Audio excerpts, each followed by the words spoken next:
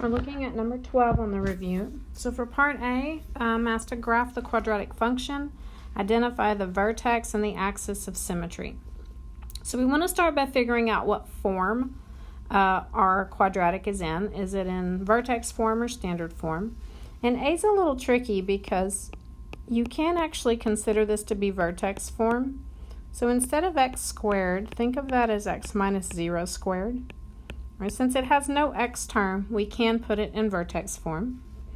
So then to get our vertex, we would look at these two numbers. So remember, we're supposed to change the sign on the first one, but if I change the sign on 0, it's still 0. So my vertex is going to be at the point 0, 4.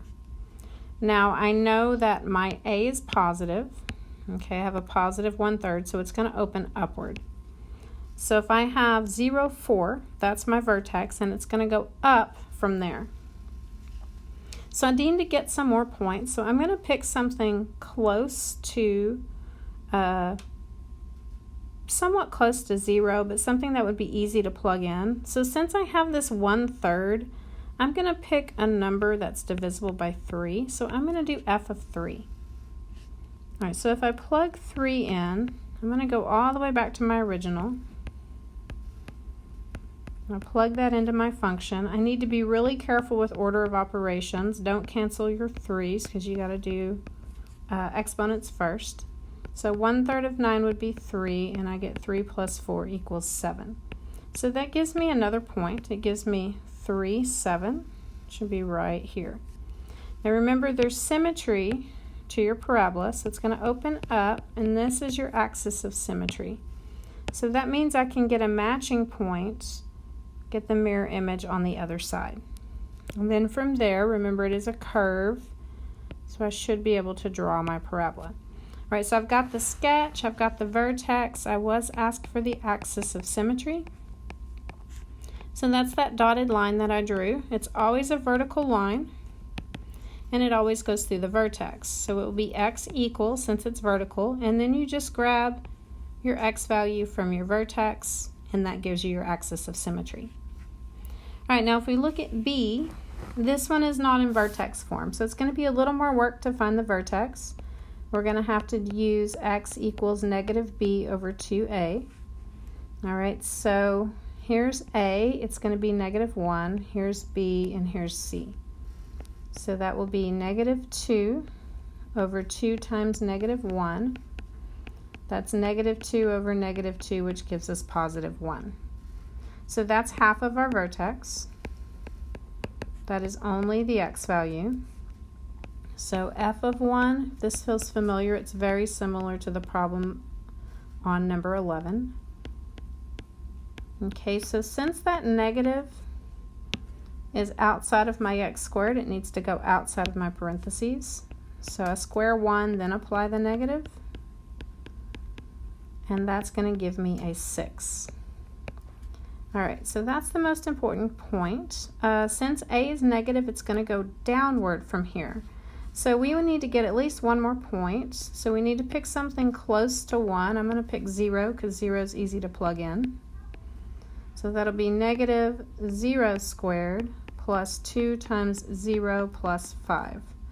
Well, that's going to give me 0 plus 0 plus 5. So that gives me the point 0, 5.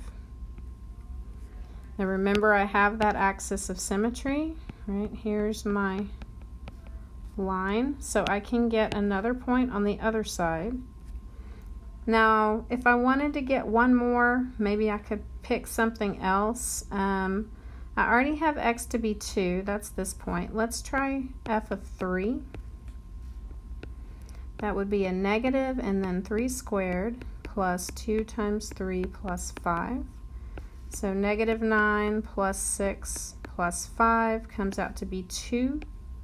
So that gives me one more point if I need it. I've got the point 3, 2.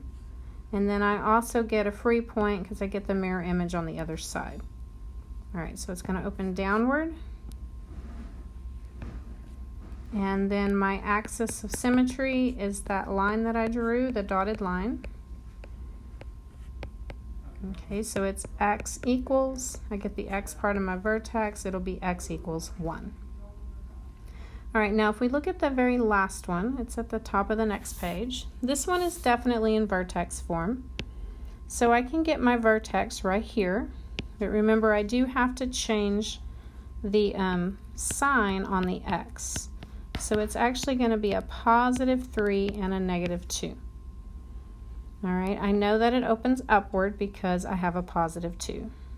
So I'm going to start here and I'm going to go upward. So I need at least one more point. I want to pick an x value that is close to 3. So I'm going to go ahead and pick 2. And then that'll be 2 times 2 minus 3 squared minus 2.